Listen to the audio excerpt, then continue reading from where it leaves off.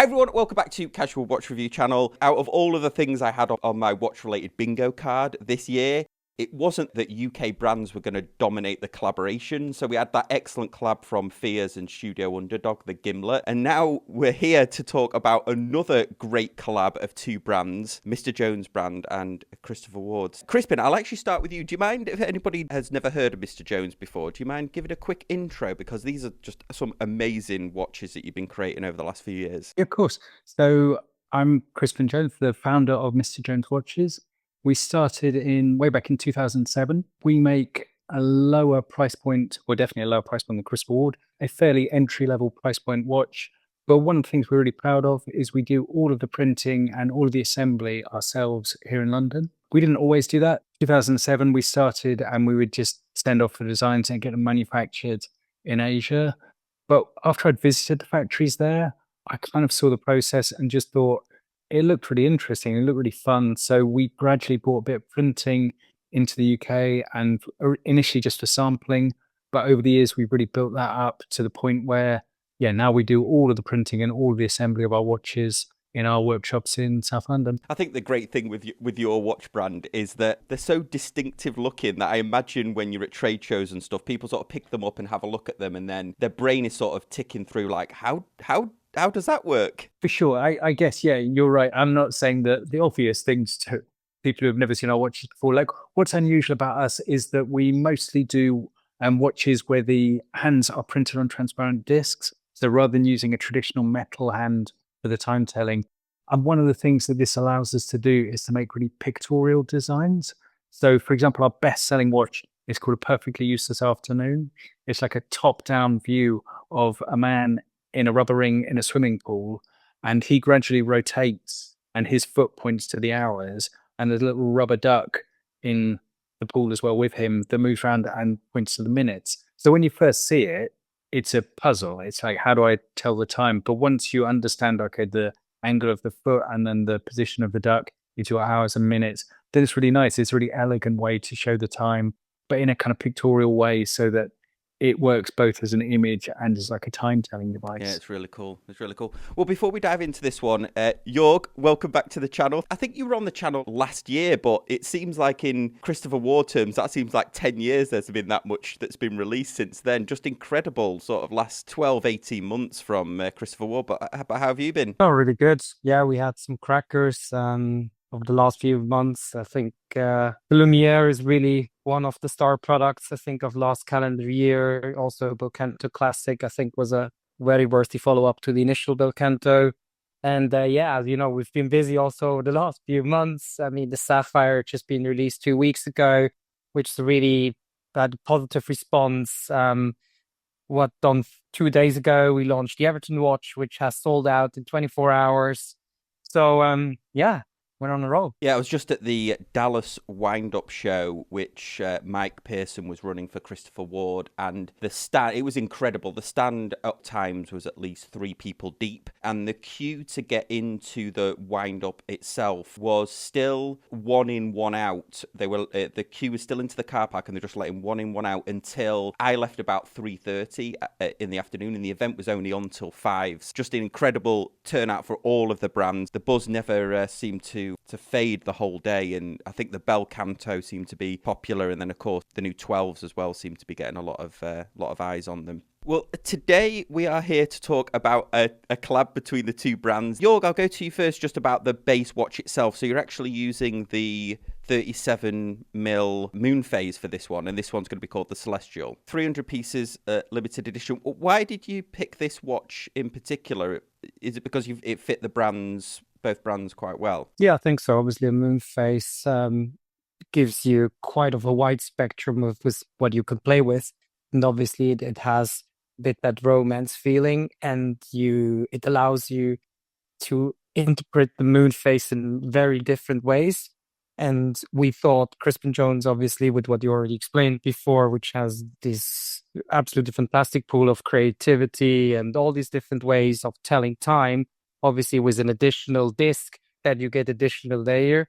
And therefore, we thought it's really the ideal watch or one of the ideal modules or movements we have to collaborate with Crispin and his team. Thankfully, you guys have very kindly sent me a press loaner in, so all of the footage that we'll be looking at today is of the actual watch, which just incredible. Crispin, I was reading that this wasn't just a design that you came up with. You had a number of your team to create a concept, and then you sort of picked which was the best one. Our normal model is that we work with external designers and artists, or a proportion of the designs are done in-house by members of the team. Like a lot of the people who we employ have either come through like a fine art education or jewelry education. So there's a lot of creativity in the company.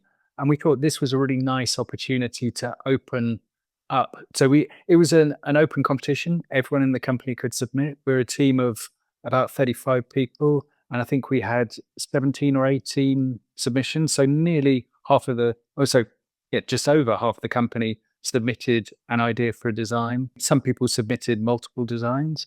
And it was then a discussion with the Christopher Ward team. Like we shortlisted, I think, 3 and then presented them to the Christopher Ward team. And then there was a sort of process of, we actually did a bit of sampling on 2 of the designs. And then there was one that we all agreed was like the one to take forward, which was Celestial. So Celestial was designed by B, who is part of the assembly team. So her normal role at Mr. Jones Watches is she's one of the lead watch assembly technicians. So she's making up our watches. But she also comes from, she did an illustration degree originally. So she's got a lot of creativity, and she worked like outside of her work with us on her own designs and stuff. So it was a really nice opportunity for her to see her design realized on this watch. Was it always the moon phase that you were going to be using as the base watch, or did you have a choice of the range? When the team first approached us, so it was the idea of doing a collaboration, we'd actually, or we still do, buy the jump hour module, the JJ01 module that we use on a watch we call the Indefatigable Sphinx. So I guess our expectation was, they want us to do another jump hour watch, or they want to do a collaboration using the jump hour. But actually, I think in that first meeting, Will said, we want to do the moon phase. And that was like, that just made a lot of sense for us, because for the reasons Jörg said, it's got a lot of narrative associations like the moon, but it's also, I guess, the most pictorial watch in the Christopher Ward lineup. Like, I don't know what the Mr. Jones Watches Christopher Ward Bel Canto watch would look like. Like, I don't think we would bring anything to that, because that's not really our area. But the more pictorial design using the moon, absolutely, that was something we could really engage with. How did the 2 brands get together to do this? Was it through the British Watch and Clockmakers Association, or? Mr. Jones Watches started 2007, Christopher Ward 2005, I think, first year. 2004. So, like, I had always been aware of them. And actually in 2007, when I started, it's not like there were loads of British watch brands. Christopher Ward were really like a sort of figurehead for sort of nascent British watch industry. And yeah, I first crossed paths with Christopher Ward in person in the setting up of the British Association of Watch and Clockmakers. So I was on the group with Nicholas from Fears and Roger Smith and Mike and Alistair Audsley. So I was involved in that setting up sort of initial thing. And I guess like Mike emailed me actually to start this collaboration, I think back in just before Christmas 2023, and said randomly, he said, like, I'm on a trip overseas, I'm a bit jet lagged, but I was thinking it'd be really nice for us to do a collaboration. Yeah. I was so honored to be asked, because I say, like, Christopher Ward were always a sort of, a figurehead, like a company we really look up to. What I always really respected in the Christopher Ward, what they bring to the world of watches, is that they're really innovative. Like, they're developing new things. So, like, developing this really large moon phase, or developing that jump hour module originally, which, as I understand, was the basis for the Bel Canto module in turn. I guess Christopher Ward is not a company that just rests on their laurels and repeats the stuff they've done in the past. And I think that's one of the threads that probably links the British watch industry together. Like, we don't have the Swiss heritage of craftsmanship to draw on and just fall back on. So we've got to be innovative, and we've got to be trying different things, because We can't just repeat whatever is already out there. So yeah, I was really proud and like excited and kind of intrigued here what that would look like, the collaboration. So if I can jump in on that quickly, is directly my memory jumped into my mind. It was in Hong Kong. I arrived at 6 a.m. in the morning in Hong Kong and met Mike for 7 a.m. for breakfast, then in town. And he was like, "Hey, yeah, what about Crispin Jones?" And then, yeah, we had a chat about Crispin Jones, obviously the work they were doing, and Mike was really keen to reach out. And I think after the initial reach out, if both sides really have respect for each other and you understand what the other party can bring to the table, things evolved, I think, quite naturally. Obviously, there is always this initial ping pong phase on design, which construction, straps, and all of that, but that's absolutely normal. And I mean, also, just if I can send the flowers a bit back, it's Crispin Jones, I think, has and the Mr. Jones brand has found, I think, absolutely unique niche within the industry. And is that what Crispin just elaborated, right? So it's really doing things differently, bringing innovation to the table because you're forced. You don't have 100-year heritage. You don't have movements where you can open your drawer. Oh, no, yeah, here it is one. Let's reproduce it. And I think that's what makes also this collaboration really so great. It's really the innovation, but the innovation we innovate on very different areas. And I think also that's why the technical side and the arty, the printy side, which really comes together and we create something new here. Talking about the design itself, Jörg, while I've got you, this is different than other moon phases because on this particular one, you've actually printed on the underside of the sapphire. On this one, it's a fully brass dial. We have a brass moon disc with then the Globalite moon, and then we have a fully brass dial. But then Crispin did something very special on the top sapphire of the case, where I would like that Crispin is actually elaborating on all that, as he knows much more about that than me. Partly we were excited with the collaboration for the sort of creative possibilities, but genuinely, like, it was interesting for us from a technical point of view. Like, we're really familiar with the components that we normally print and work with. And yeah, to work with another company's components was like a technical challenge for the print team, and probably one that at certain points they cursed us for. Like, there were real technical difficulties with printing on the underside of the sapphire crystal. Like, normally the glasses we print on are flat on the underside, but the sapphire crystal has a very like sharp internal like curve on the underside, which the glasses, I don't know if I told you this, Jörg, but every single one of those glasses was hand painted to finish them. Like, there were areas that they just couldn't get acceptable print into, so they just decided to paint them by hand. So Nell, who's actually the head of printing, hand painted every single one of the glasses for like filling. Like, there were just specific areas where the ink was not able to sit satisfactorily, so they had to paint them in. But yeah, everyone hand finished. That is pretty cool. So Christopher Ward, you didn't just design the watch and then Christopher Ward had the watch manufactured. They actually delivered you the moon phase watch. Was it completely blank? Did it have the Globalite moon on it at all, or did you complete the whole? Technically, yeah. The moon dials, the moon discs were supplied with the Globalite moons already in place, and then we printed them. We received glasses, and then we also printed and cut the disc hands, the 2 disc hands ourselves from like our normal materials. So yeah, it was something that was kind of important to us because that's something that's really central to us as a brand, that we do all of our own printing. Like, for us to have done the design and then farmed it out to someone else to print, I wouldn't have felt happy about, because like one of the reasons for taking the printing in-house was because I'm a real control freak, but like a control freak in a positive way. Like, I want to do the best version that I can. And I don't want someone at a factory saying, you can't do this, technically it's not possible. I want I want us to try it and go, okay, we need to hand paint these glasses to make them work. I don't, if we'd have farmed it out to a factory, they would have, you can print the design, but not all the way around the edge because it's technically not possible.